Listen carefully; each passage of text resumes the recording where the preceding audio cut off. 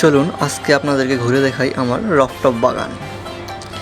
ছাদের উপর বাগান করতে কার না ভালো লাগে, তেমন আমিও বাগান করেছি। দেখেন আমার বাগানে কত সুন্দর সুন্দর টমেটো ফলেছে, সুন্দর ক্যাপসিকাম ফলেছে। এই যে লালটা আপনারা দেখতে পাচ্ছেন মরিচ গাছের মতো পাতা, এটা হলো ক্যাপসিকাম।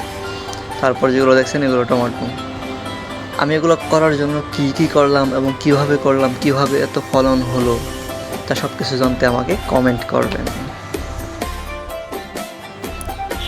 ছাদের উপর বাগান করার একটা সমস্যা হলো সেখানে তো প্রচণ্ড রোদ থাকে, যার কারণে দিনের অত্যন্ত 2 বার পানি দিতে হয়।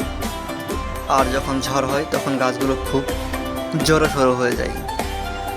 তবুও কোনো সমস্যা নেই, যেহেতু প্রচুর রোদ থাকে সেহেতু ফলন অনেক ভালো হয়। এই যে দেখতেছেন এটা হলো উস্তা গাছ বা করলা গাছ। এ থেকে আমি খুব ভালো ফলন পাই। ছোটো একটা মাচাও দিয়ে দিছি, করলাগুলো অনেক সুন্দর হয়েছে। আর এটা হলো টমেটো, গোল টমেটো, মিষ্টি টমেটো যাকে বলা হয়। আমার এই মাচাটা এখনও ভরেনি। দেখেন টমেটো গাছ এতটাই লম্বা হয়েছে যে মাচায় উঠে গেছে প্রায়। এদিকে তো দেখেন মাচার উপরেই উঠে গেছে দুইটা, একদম এত উঁচু হয়েছে টমেটো গাছ। পরিচর্যা করলে অবশ্যই ভালো কিছু আশা করা যায়।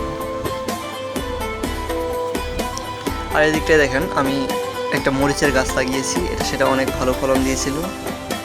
ইভেন এখনও অনেক মরিচ হচ্ছে। আর সামনে যদি আরও গিয়ে আপনাদের দেখাই, মানে আমার এখানে সবচেয়ে টমেটো গাছটাই বেশি, কেননা টমেটো আমি একটু বেশি পছন্দ করি তো, আর টমেটো ফলনটাও ভালো হয়, কেন টমেটো গাছটাই বেশি লাগিয়েছি।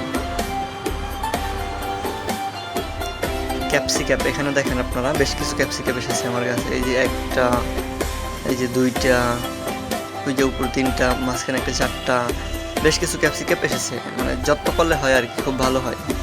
উপরে এটা একটা লাউ হয়েছে। এদিকটাই সামনে আরও একটা সুন্দর লাউ হয়েছে, আপনারা অবশ্যই দেখবেন। আর এটা দেখছেন একটা ছোট লাউ, অনেক ভালো ফলন হয় আমার রফটপ বাগানে। আপনারা চাইলে এটা করতে পারেন।